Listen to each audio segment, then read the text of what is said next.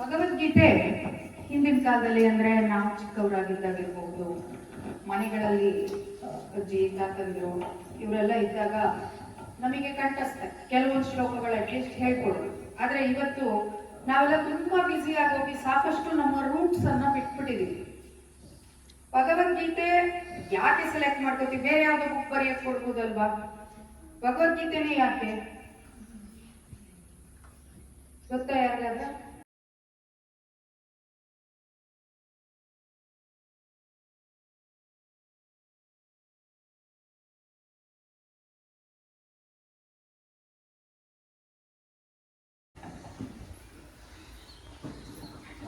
Okay, you all waited for some time, right? Very good. You all sat very decently, very silently. Good. ಯಾಕೆ ಇಲ್ಲಿ ಬಂದಿದ್ದೀವಿ? ಏನ್ ಮಾಡ್ತೀವಿ? ನಿಮ್ಗೆ ಇನ್ನೊಂದು ಅಡಿಷನಲ್ ಕೆಲಸ ಕೊಡ್ತೀವಾ? ವಿದ್ಯೆ ಕೊಡ್ತೀವಾ? ಸ್ಕಿಲ್ಲ ಏನು ಗೊತ್ತಿಲ್ಲ ಅಲ್ವಾ ನಿಮ್ಗೂ? ನಮಗೂ ಗೊತ್ತಿಲ್ಲ, ಅದಕ್ಕೆ ಬಂದಿದ್ದಾರೆ Jayasimha sir, RK School Secretary, a very good friend of ours. We have Jaisimha sir and his team with us today. ಅವರು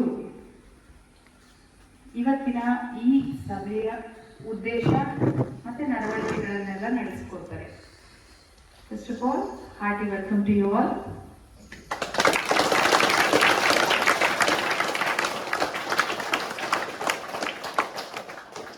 I request you to take over. ನಮಸ್ತೆ ಮಕ್ಕಳ. ಟೀಚರ್ಸ್ ನಮಸ್ತೆ. ನಿಮಗೂ ಸಹ ಇವತ್ತು ಮುಖ್ಯವಾಗಿ ಸೇರಿರೋದು ಏನಾದ್ರು ಒಂದು ಸ್ವಲ್ಪ ಕ್ಲೂ ಸಿಕ್ಕಿದೆಯಾ? ಏನಕ್ಕೆ ಗೊತ್ತಿದ್ದೀವಿ ಅಂತ? ಏನೋ ಅಲ್ವಾ? ಭಗವದ್ಗೀತೆ ಏನ್ ಮಾಡ್ಬೇಕು? ಭಗವದ್ಗೀತೆ ಬರತ್ತಾ ನಿಮ್ಗೆಲ್ಲ? ಬರುತ್ತಾ? ಭಗವದ್ಗೀತೆ ಯಾರು ಹೇಳಿದ್ದು? ಯಾರು ಹೇಳಿದ್ದು ಅಲ್ವಾ? ಅದನ್ನ ಹೇಳಿದ್ರು, ಕೇಳಿದ್ದೀರಾ ನೀವು? ಕೇಳಿದ್ದೀರಾ? ಅದನ್ನ ಇವತ್ತು ನಿಮ್ಮ ಕೈನಲ್ಲಿ ಒಂದು ಎಕ್ಸ್ಟ್ರಾ ಹೋಮ್ವರ್ಕ್, ಸ್ಕೂಲಲ್ಲಿ ತುಂಬಾ ಹೋಮ್ವರ್ಕ್ ಕೊಡ್ತಾರ ನಿಮ್ಗೆ? ತುಂಬಾ ಕೊಡ್ತಾರಲ್ಲ, ಬೇಜಾರು ಮಾಡ್ಕೊತೀರಲ್ವಾ? ಇವತ್ತು ನಾವೊಂದು ಹೋಮ್ವರ್ಕ್ ಎಕ್ಸ್ಟ್ರಾ ಕೊಟ್ಬಿಡ್ತೀವಿ ನಿಮಗೆ ಇವತ್ತಿಂದ, ಆಯ್ತಾ? ಅದ್ರ ಬಗ್ಗೆ ಎಲ್ಲ ಮುಂದೆ ವಿಷಯ ತಿಳಿಸ್ಕೊಡ್ತೀವಿ. ಓಕೆ, ಮುಖ್ಯವಾಗಿ ಇವತ್ತು ಈ ಶಾಲೆಗೆ ನಮಗೆ ಬರೋದಕ್ಕೆ ಅವಕಾಶ ಮಾಡಿಕೊಟ್ಟಂತ ಭಾರತೀಯ ವಿದ್ಯಾಕೇಂದ್ರದ ಎಲ್ರಿಗೂ ಧನ್ಯವಾದಗಳು.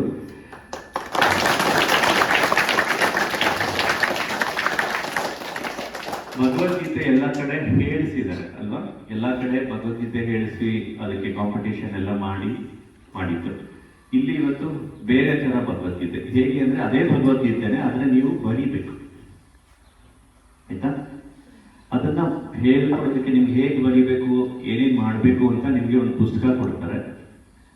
ಅದನ್ನ ಹೇಳೋದಕ್ಕೆ ನಿಮ್ಗೆ ಇಲ್ಲಿ ಒಬ್ರು ಹಿರಿಯರು ಬಂದಿದ್ದಾರೆ, ಸುಬ್ರಹ್ಮಣ್ಯ ಆಚಾರ್ಯರು ಅಂತ ಹೇಳಿ. ಅವರು ಮೂಲ ಉಡುಪಿನಲ್ಲಿ ಯಾವ ದೇವರಿದೆ ಗೊತ್ತಲ್ವಾ? ಕೃಷ್ಣ ಅಲ್ವಾ? ಉಡುಪಿ ಕೃಷ್ಣ, ಅಲ್ಲಿಂದ ಅವರು ಭಗವದ್ಗೀತೆ ಪುಸ್ತಕ ನಿಮಗೆ ಅಂತ ತರಿಸ್ತಾ ಇದ್ದಾರೆ. ಆ ಪುಸ್ತಕನ ತರಿಸ್ಕೊಡೋದಕ್ಕೆ ನಿಮಗೆ ತಲುಪಿಸ್ತಾ ಇರೋದು ಮಿಸ್ಟರ್ ದ್ವಾರಕನಾಥ್ ಅಂತ ಹೇಳಿ. ಅವರು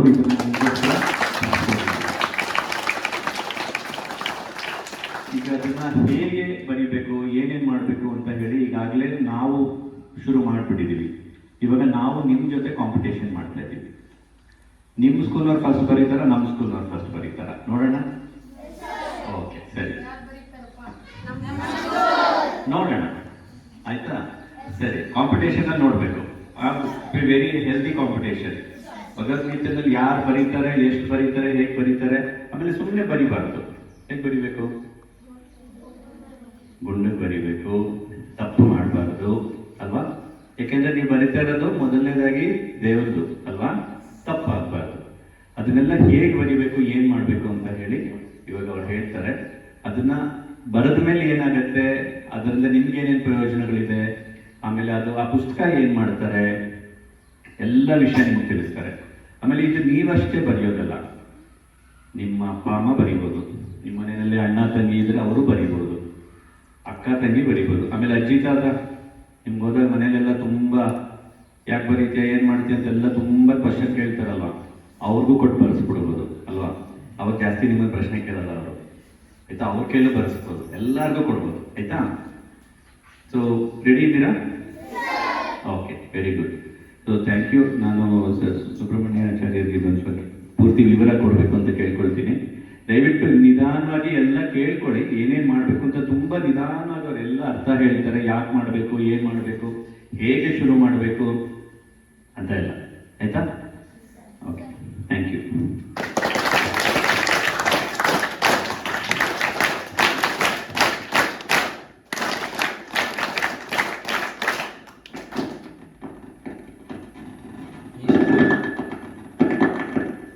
ಈ ಸ್ಕೂಲಿನ ವಿದ್ಯಾರ್ಥಿಗಳೇ, ವಿದ್ಯಾರ್ಥಿನಿಯರೇ, ಇಲ್ಲಿ ನೆರೆದಿರುವ ಟೀಚರ್ಸ್ಗಳೇ,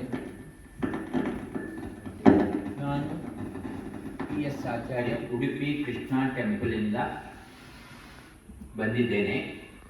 ನಿಮಗೆ ಭಗವದ್ಗೀತೆಯ ಬಗ್ಗೆ 2 ಮಾತುಗಳನ್ನು ಹೇಳಲು ಇಚ್ಛಿಸುತ್ತೇನೆ. ಈ ಬುಕ್ಕಲ್ಲಿ 2 ಪಾರ್ಟ್ ಇದೆ. ಒಂದು ಭಗವದ್ಗೀತೆಯನ್ನು ನಾವು ಪ್ರಿಂಟ್ ಮಾಡಿದ್ದೇವೆ ದೇವಸ್ಥಾನದ ವತಿಯಿಂದ, ಇನ್ನೊಂದು ಬ್ಲ್ಯಾಂಕ್ ಬುಕ್ ಇದೆ. ಇದನ್ನು ನೋಡಿಕೊಂಡು, ಇದರಲ್ಲಿ ಪ್ರಿಂಟ್ ಇದೆ ಭಗವದ್ಗೀತೆ ಕನ್ನಡದಲ್ಲಿ, ಅದನ್ನು ನೋಡಿಕೊಂಡು ಈ ಕಾಪಿ ಮಾಡಬೇಕು ಈ ಬ್ಲ್ಯಾಂಕ್ ಪುಸ್ತಕದಲ್ಲಿ. ಅಂದರೆ ನೀವು ಮನೆಯಲ್ಲಿ ಕೆಲವು ಕಾಪಿ ತೆಗಿತೀರಾ, ನೋಡಿಕೊಂಡು ಬರೀತೀರಾ, ಹಾಗೆಯೇ ನೋಡಿಕೊಂಡು ಬರೀಬೇಕು. ಬರೆಯುವ ವಿಧಾನ ಏನು ಎಂದರೆ, ಫಸ್ಟ್ ದಿವಸ ನಿಮ್ಮ ಮನೆಯಲ್ಲಿ ಭಗವದ್ಗೀತೆ ಬುಕ್ ಖಂಡಿತ ಇದೆ, ಬಟ್ ಬರೆದ ಬುಕ್ಕು ಇಲ್ಲ. ಯಾರು ಪ್ರಿಂಟ್ ಮಾಡಿದ ಬುಕ್ಕು ಮನೆಯಲ್ಲಿದೆ, ತಂದೆ ತಾಯಿ ಹತ್ರ ಅಥವಾ ದೇವರ ಕೋಣೆಯಲ್ಲಿ ಗ್ಯಾರಂಟಿ ಅದು ಇದ್ದೇ ಇದೆ. ಆದರೆ ಇಷ್ಟ ತನಕ ಇಡೀ ಇಂಡಿಯಾದಲ್ಲಿ ಬರೆಯುವ ಪ್ರೋಗ್ರಾಮ್ ಯಾವ ದೇವಸ್ಥಾನ ಅಥವಾ ಸ್ಕೂಲಿಂದ ಎಲ್ಲಿಂದಲೂ ಆಗಿದೆ. ಇದು ನಾವು 1 ಕೋಟಿ ಜನರಿಗೆ ಕೈಯಿಂದ ಬರೆಸಬೇಕಂತ ನಾವು ನಿರ್ಧರಿಸಿದ್ದೇವೆ. ಯಾಕೆಂದರೆ ನಮ್ಮ ಸಂಸ್ಕೃತಿ ಉಳಿಬೇಕು, ನಮ್ಮ ಹಿಂದುತ್ವ ಉಳಿಬೇಕು. ಅದಕ್ಕೋಸ್ಕರ ಈ ಅಭಿಯಾನ ಶುರು ಮಾಡಿದ್ದೇವೆ. ಅದಕ್ಕೆ 1 ಕೋಟಿ ಜನರ ಪ್ರೋತ್ಸಾಹ ಬೇಕು. ಅದರಲ್ಲಿ ಏನಾಗುತ್ತೆ, 3 ವಿಧ ಇದೆ ಬರೆಯುವುದು. ನೀವೇ ಒಂದೊಂದು ಪುಸ್ತಕ ತಗೊಂಡು ಬರೆಯುವುದು. 2ನೇ ವಿಧಾನ, ಕೆಲವರು ಸ್ವಲ್ಪ ಆಸಕ್ತಿ ಉಳ್ಳವರು, ಶ್ರೀಮಂತಿಗೆ ಇರುವವರು ಡೊನೇಷನ್ ಮಾಡ್ತಾರೆ ನಮ್ಮ ದೇವಸ್ಥಾನಕ್ಕೆ. 108 ಪುಸ್ತಕ, 500 ಪುಸ್ತಕ, 1000 ಪುಸ್ತಕ ಎಲ್ಲ ಡೊನೇಟ್ ಮಾಡ್ತಾರೆ. ಆ ಪುಸ್ತಕದಲ್ಲಿ ನಾವು ಮಕ್ಕಳ ಕೈಯಿಂದ ಬರೆಸ್ತಾ ಇದ್ದೇವೆ. ಆಗ ನಮ್ಮ ಸಂಖ್ಯೆಗೆ 1 ಕೋಟಿ ರೀಚ್ ಆಗಲಿಕ್ಕೆ ತುಂಬಾ ಅನುಕೂಲ ಆಗುವ ಕಾರಣ ಈ ಮೆಥಡ್ ಇತ್ತು. ಇನ್ನೊಂದು ಮೆಥಡ್ ನಿಮಗೆ ಗೊತ್ತಿಲ್ಲ, ದೊಡ್ಡ ದೊಡ್ಡ ವ್ಯಾಪಾರಸ್ಥರಿಗೆ ಇನ್ಕಮ್ ಟ್ಯಾಕ್ಸ್ ಎಕ್ಸೆಂಪ್ಷನ್ ಅಂತ ಇದೆ. ಅವರು ಡೊನೇಷನ್ ಮಾಡ್ತಾರೆ, ನಾವು ಅದಕ್ಕೆ ದೇವಸ್ಥಾನದ ವತಿಯಿಂದ ಇನ್ಕಮ್ ಟ್ಯಾಕ್ಸ್ ಎಕ್ಸೆಂಪ್ಷನ್ ಸರ್ಟಿಫಿಕೇಟ್ ಕೊಡ್ತೇವೆ. ಅವರಿಗೆ ಇನ್ಕಮ್ ಟ್ಯಾಕ್ಸ್ ಕಟ್ಟೋದು ಸ್ವಲ್ಪ ಅದು ನಿಮಗೆ ಗೊತ್ತಿಲ್ಲ, ನಿಮಗೆ ಅದು ಈಗ ಸದ್ಯದ ಇದರಲ್ಲಿ ಅದು ಬೇಡ. ಈ ಪುಸ್ತಕ ಬರೆಯುವ ವಿಧಾನ ಏನೆಂದರೆ, ನೀವು ಫಸ್ಟ್ ಡೇ ಮಾತ್ರ ಸ್ನಾನ ಮಾಡಿ, ಇಲ್ಲಿ ಮಧ್ಯದಿಂದ ಭಗವದ್ಗೀತೆ ಶುರು ಆಗುತ್ತೆ. ಇದರಲ್ಲಿ ನಾವು ಪ್ರಿಂಟ್ ಮಾಡಿದ್ದೇವೆ. ಫಸ್ಟ್ ದಿವಸ, ಮೊದಲನೇ ದಿವಸ ಸ್ನಾನ ಮಾಡಿ ಮಡಿಬಟ್ಟೆ ಉಟ್ಟುಕೊಂಡು ಈ ಕೆಂಪು ದಾರವನ್ನು ಬಲಗೈಯಲ್ಲಿ ಕಟ್ಟಿಕೊಂಡು ದೇವರ ಕೋಣೆ ಎದುರು ನಿಂತು, ನಿಮಗೆ ಏನಾದರೂ ಉದ್ದೇಶ, ನೀವೇ ಬರೆಯುವುದಾದ್ರೆ ನಿಮಗೆ ಉದ್ದೇಶ ಏನು, ಈಗ ಚೆನ್ನಾಗಿ ಓದಬೇಕು, ಆದರ್ಶ ಸ್ಟೂಡೆಂಟ್ ಆಗಬೇಕು, ಇಡೀ ಇಂಡಿಯಾ ದೇಶವನ್ನು ಮುಂದಕ್ಕೆ ಕಟ್ಟಬೇಕು, ಕೆಲವರಿಗೆ ಇಂಜಿನಿಯರ್ ಆಗಬೇಕಂತ ಆಸೆ ಇರ್ಬೋದು, ಕೆಲವರಿಗೆ ಡಾಕ್ಟರ್ ಆಗಬೇಕಂತ ಆಸೆ ಇರ್ಬೋದು. ಅದನ್ನೆಲ್ಲ ನೆರವೇರಿಸಲು ನೀವು ಪ್ರಾರ್ಥನೆ ಮಾಡಿಕೊಂಡು ಶುರು ಮಾಡಬೇಕು. ಆಮೇಲೆ ಏನು ಮಡಿಬೇಕಾಗಿಲ್ಲ. ನೀವು ಸ್ಕೂಲಲ್ಲಿ ನಿಮ್ಮ ಹೆಡ್ ಮಾಸ್ಟರ್ ಅಥವಾ ಟೀಚರ್ಸ್ ಫ್ರೀ ಬಿಟ್ಟರೆ ಇಲ್ಲಿನೂ ಬರೀಬಹುದು, ಫ್ರೀ ಇರುವಾಗ. 2 ತಿಂಗಳಲ್ಲಿ ಮುಗಿಸಿ, 3 ತಿಂಗಳಲ್ಲಿ ಮುಗಿಸಿ, ಅಥವಾ 4 ತಿಂಗಳಲ್ಲಿ ಮುಗಿಸಿ, ನಿಮಗೆ ಬೇಕಾದಷ್ಟು ಟೈಮ್ ಕೊಡೋಣ. 6 ತಿಂಗಳು ಬೇಕಾದರೆ ಕೊಡೋಣ.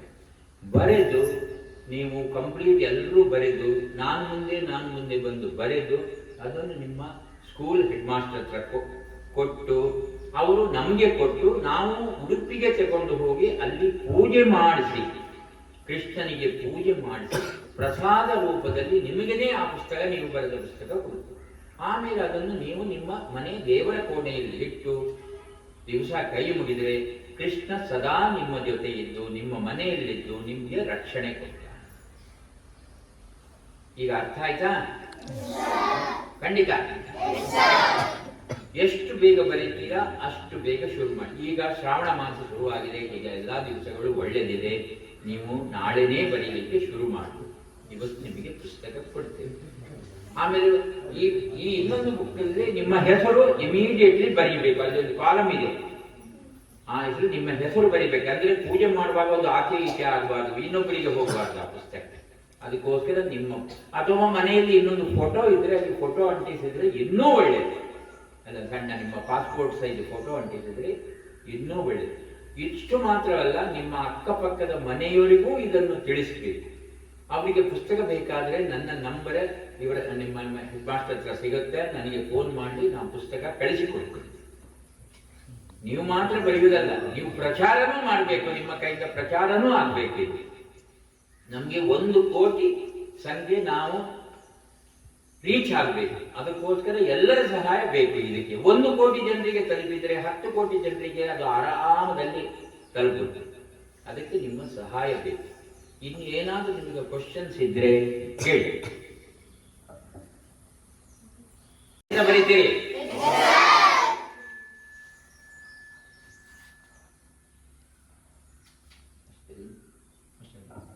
ಹಾಗಾದ್ರೆ ನಾನು ನನ್ನ 2 ಮಾತುಗಳನ್ನು ಮುಗಿಸ್ತೇನೆ. ಏನು ಇಲ್ಲವಲ್ಲ ಕೇಳಲಿಕ್ಕೆ?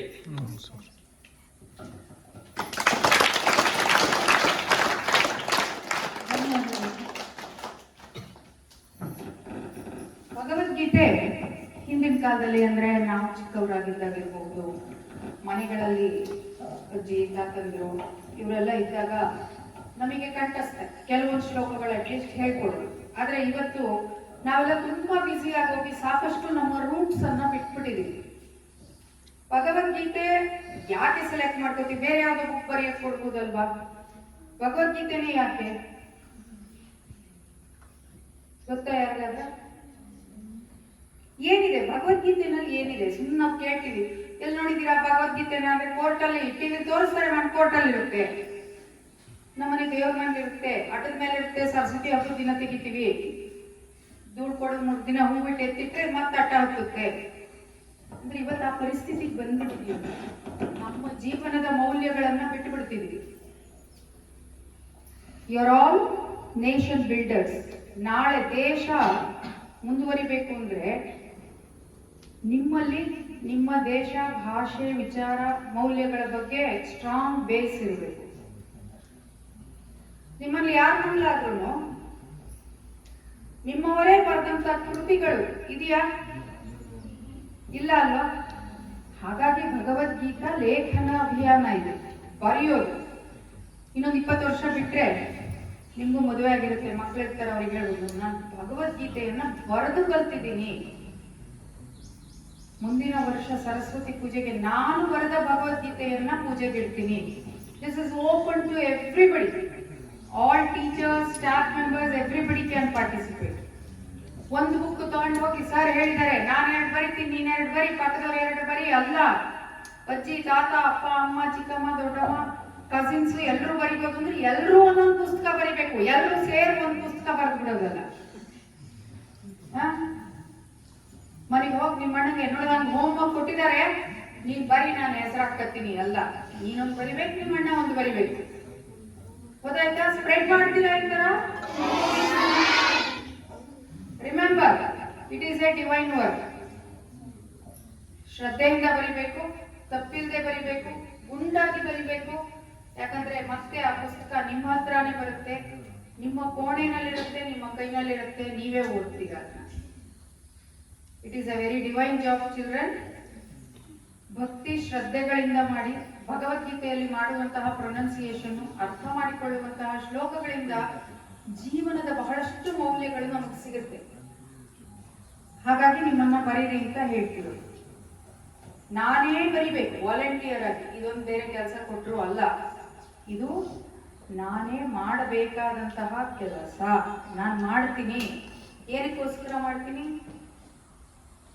ಆತ್ಮನೋ ಮೋಕ್ಷಾಯ ಜಗದ್ಹಿತಾಯ ಚ ಅಂತಾರೆ. ಅಂದ್ರೆ ನಾನು ಉದ್ಧಾರ ಆಗ್ಬೇಕು, ಪ್ರಪಂಚಕ್ಕೂ ಒಳ್ಳೇದಾಗ್ಬೇಕು, ಅದಕ್ಕೋಸ್ಕರ. ಸೊ ಒಪ್ಕೊಳ್ಳೋಣ ಜಯಸಿಂಹ ಸರ್ ಕೊಟ್ಟಿರೋ ಚಾಲೆಂಜ್ನ. Okay than. ಕನ್ನಡ ಬರೀತಾರೆ ಸರ್, ಬರೀತಾರೆ ಮಕ್ಕಳು ಕನ್ನಡ ಬರೀತೀರಲ್ವಾ? ಮುಂದಾಗಿ ಬರೀತೀರಲ್ವಾ?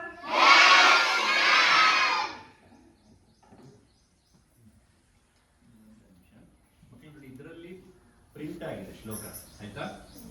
ಈ ಪುಸ್ತಕದಲ್ಲಿ ಬರೆಯೋದಕ್ಕೆ, ಆಯ್ತಾ? ಈ ಪುಸ್ತಕದಲ್ಲಿ ಜಾಗ ಬಿಟ್ಟಿದ್ದಾರೆ, ಈ ತರ ಲೈನ್ ಹಾಕಿ ಬಿಟ್ಟಿದ್ದಾರೆ, ಆಯ್ತಾ? ಹೇಗೆ ಶುರು ಮಾಡ್ಬೇಕು ಹೇಳಿ? ಮೊದಲನೇ ದಿವಸ ಏನ್ ಮಾಡಕ್ ಹೇಳಿದ್ದಾರೆ? ಆಮೇಲೆ ಮಡಿಬಟ್ಟೆ ಅಂದ್ರೇನು? ಶುಭ್ರವಾಗಿ ಒಗೆದಿಟ್ಟಿರುವಂತಹ ಬಟ್ಟೆ. ಒಗೆದಿರೋ ಬಟ್ಟೆ ಹಾಕೊಂಡು, ಅಂದ್ರೆ ಇವಾಗ ಹಿಂದಿನ ದಿವಸ ರಾತ್ರಿ ಹಾಕೊಂಡಿರ್ತೀರ, ತಿರ್ಗಾ ಬೆಳಿಗ್ಗೆ ಅದೇ ಹಾಕೊಂಡು ಬರಿಬಾರ್ದು, ಆಯ್ತಾ? ಅವತ್ತು ಒಗೆದಿರೋ ಬಟ್ಟೆ ಹಾಕೊಂಡು ಆಮೇಲೆ ಇದನ್ನ ಕಟ್ಕೋಬೇಕು, ಇದಿದೆಯಲ್ಲ ಇದನ್ನ ಕಟ್ಕೊಂಡು ಶುರು ಮಾಡ್ಬೇಕು, ಆಯ್ತಾ? ನಮ್ಮ ಸ್ಕೂಲ್ನಲ್ಲಿ ಇವಾಗ ಮೊದಲನೇ ತಿಂಗಳಲ್ಲೇ ಎರಡು ಅಧ್ಯಾಯ ಮುಗಿಸ್ಬಿಟ್ಟಿದ್ದಾರೆ. ನೀವೆಷ್ಟು ಮುಗಿಸ್ತೀರಾ ನೋಡೋಣ. ಟೋಟಲ್ ಎಷ್ಟು ಅಧ್ಯಾಯ ಇದೆ? ಟೈಮ್ ಅಲ್ಲ, ಎಷ್ಟು 700 ಶ್ಲೋಕಗಳು. ಅಲ್ಲ ಎಷ್ಟು ದಿವಸದಲ್ಲಿ ಬರಿಬೇಕು? ನಾವು 3 ತಿಂಗಳು 2 ತಿಂಗಳು. ನಿಮಗೆ ಅದು ಇಷ್ಟೇ ದಿವಸದಲ್ಲಿ ಅಂತಿಲ್ಲ, 3 ತಿಂಗಳು ಬರಿಬೋದು, 6 ತಿಂಗಳು ಬರಿಬೋದು, ನಿಧಾನಕ್ಕೆ ಬರಿಬೋದು. ನೀವು ಅಷ್ಟು ಸ್ಲೋನಾ? ನಮ್ಮಲ್ಲದ 2 ತಿಂಗಳು ಬರ್ದ್ಬಿಡ್ತಾರೆ ಅನ್ಕೊಂಡಿದ್ದೀವಿ, ನಿಮ್ಮಲ್ಲಿ ಗೊತ್ತಿಲ್ಲಪ್ಪ. ಬರೀತೀರಾ? ಸರಿ, ನೋಡೋಣ ಕಾಂಪಿಟೇಷನ್. ಓಕೆ, ಯಾರು ಬೇಗ ಬರೀತೀರಿ ಅವರಿಗೊಂದು ಪ್ರೈಸ್ ಇದೆ, ಅದೀಗ ಹೇಳಲ್ಲ. ಯಾರು ಫಸ್ಟ್ ತಂದು ಕೊಡ್ತಾರೆ ಅದಕ್ಕೊಂದು ಸ್ಪೆಷಲ್ ಪ್ರೈಸ್ ಕೊಡ್ತಾರೆ, ಆಯ್ತಾ? ಇದರಲ್ಲಿ ಶ್ಲೋಕ ಇದೆ, ಇದರಲ್ಲಿ ಬರೆಯೋದಿದೆ. ಆಮೇಲೆ ಇದ್ರಲ್ಲಿ ಬರೆಯಕ್ಕೆ ಮುಂಚೆ ನಿಮ್ ಹೆಸರೆಲ್ಲ ಬರಿಬೇಕು, ಹೇಳಿದ್ರಲ್ವಾ? ಹೆಸರು ಬರಿಬೇಕು, ಇಲ್ಲಿದೆ ಜಾಗ ನೋಡಿ, ಹೆಸರು ಬರಿಬೇಕು, ನಿಮ್ದು ಫೋಟೋ ಹಾಕಿರ್ಬೇಕು. ಇವತ್ತು ಏನು ಬರಿಬೇಡಿ, ಲಾಸ್ಟ್ ಡೈರಿ ಪೀರಿಯಡ್ ಅಲ್ಲಿ ಕ್ಲಾಸ್ ಟೀಚರ್ಸ್ ಎಕ್ಸ್ಪ್ಲೈನ್ ಮಾಡ್ತಾರೆ ಹೇಗೆ ಬರೆಯೋದು ಏನು ಅಂತ. ಫೋಟೋ ಹೆಸರು ಎಲ್ಲ ಹಾಕಿ ಬರಿಬೇಕು, ಆಯ್ತಾ? ನಾಳೆ ಬೆಳಗ್ಗೆ ಹೊತ್ತಿಗೆ ಅದನ್ನ ರೆಡಿ ಮಾಡಿಕೊಂಡು ನಾಳೆ ಬೆಳಗ್ಗೆ ನಿಮ್ಮನೆಯ ದೇವರ ಕೋಣೆಯಲ್ಲೋ ದೇವರ ಫೋಟೋನು ಅಲ್ಲಿ ಇಟ್ಟು ನಮಸ್ಕಾರ ಮಾಡಿ ಶುರು ಮಾಡಿ. ಅದರಲ್ಲೂ ನಾಳೆ ಭಾನುವಾರ ಸಪ್ತಮಿ, ವಿದ್ಯೆಗೆ ಮೊದಲೇ ಒಳ್ಳೆ ದಿನ.